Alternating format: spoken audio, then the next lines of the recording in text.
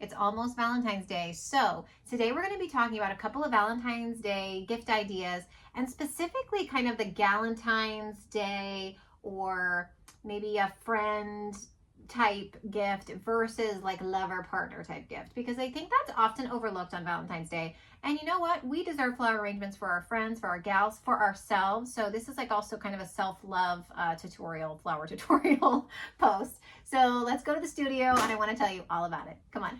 Okay, so I think there are so many unique things that can be done for like Galentine's Day, for yourself on Valentine's Day, because it is such an over marketed holiday for couples that I think the other type of love that we have that can be for ourselves or others is often overlooked. So this, like I said, is going to be one of those type of video tutorials. I want to share with you some ideas that I have used in the past for gift giving for friends, some things that are really simple gift giving ideas. This can be for Valentine's Day or anytime. And then we'll do a short tutorial for a very specific kind of fresh flower arrangement that I want to show you. So, but some of the first ideas I just wanted to share for this day are some kind of easy but more unusual kind of gift giving ideas that you can, again, do at any time, but that I think your gals or guy friends would absolutely love. One idea is just taking a simple type of bud vase type of vase that has a smaller lip at the top. And so what that does, so this is filled with like faux cherry blossoms, but you could fill this with just like eucalyptus, dried or fresh, with lavender, so it would be really fragrant. And what I love about a smaller opening for your vase is that you don't need as many stems. So if you're looking for just something really sweet and simple, it doesn't bust the budget, but that you want to do for your friend or for yourself, this is a really sweet idea. You could fill this very easily. I'm going to show you here an example of just like doing eucalyptus in there, like I said, and lavender. So the sky is the limit, but it's a really sweet nod to the flower world. Also aromatherapy and, you know, smells good. So a really sweet gift option. Another one that you'll see here is that I sourced some really fun and funky vases that I absolutely love. This is from my wholesaler, but you could look online and, you know, if you saw something that really spoke to like your friend, if your friend, like my sister's a dinosaur lover. So I actually found this like kind of almost like Godzilla-y looking vase.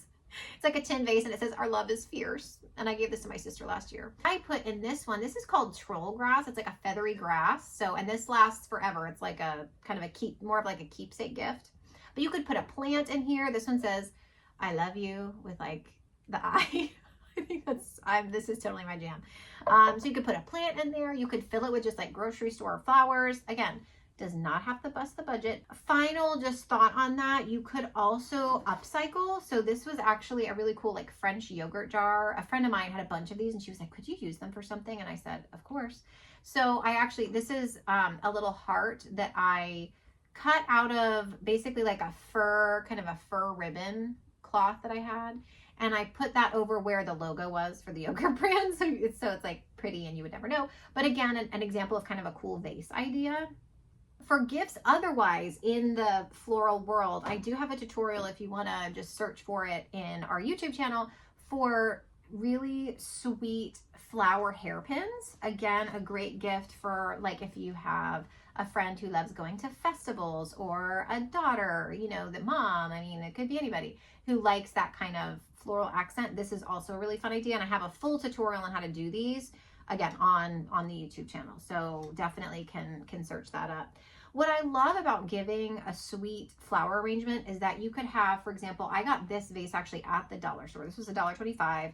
And then maybe a nice, really high quality single faux stem, or like I said, lavender, you know, eucalyptus, chamomile would be really pretty in here. So, you know, let's say for $5-10, you have a beautiful arrangement. Maybe you add a candle. I specifically chose this one as an example. A friend of mine who is an artist always every year works with a really cool local candle maker and makes these amazing candles. They smell fantastic. So this is a gal pal of mine who I love supporting on Galentine's Day. So, you know, you could pair it with like a candle and it would just be a really sweet gift. So to kind of conclude my thoughts on Galentine's Day, Valentine's Day, loving ourselves, giving ourselves flowers, I do want to do a little flower tutorial with you. So I got just 2 bunches of stems from the grocery store. These were, I believe, both $4 each, so very reasonably priced. And then this I also got at the dollar store. It's really cool. It's like an ombre kind of a vintagey looking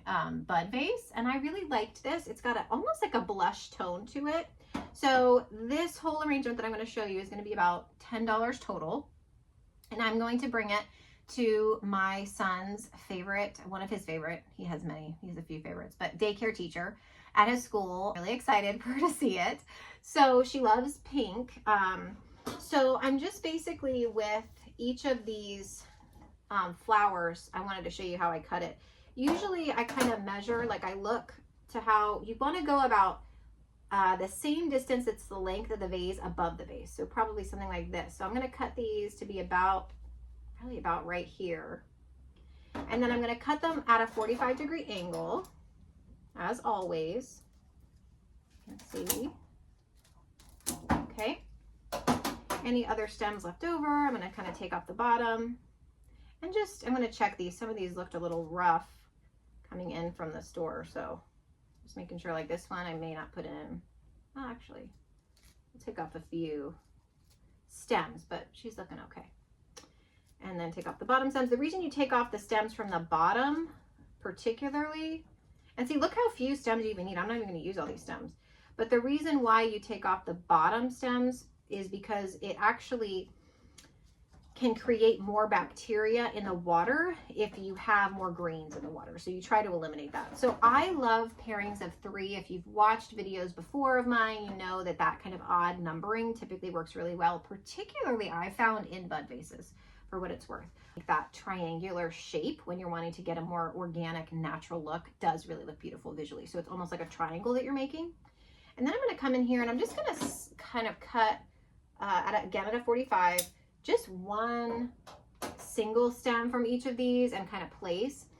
You can actually, carnations are really easy to just kind of push out with your fingers and fluff out. If this was really tight, another way that you can also increase the size of your carnation is actually put 2 together and kind of fluff out each one to make them fuller.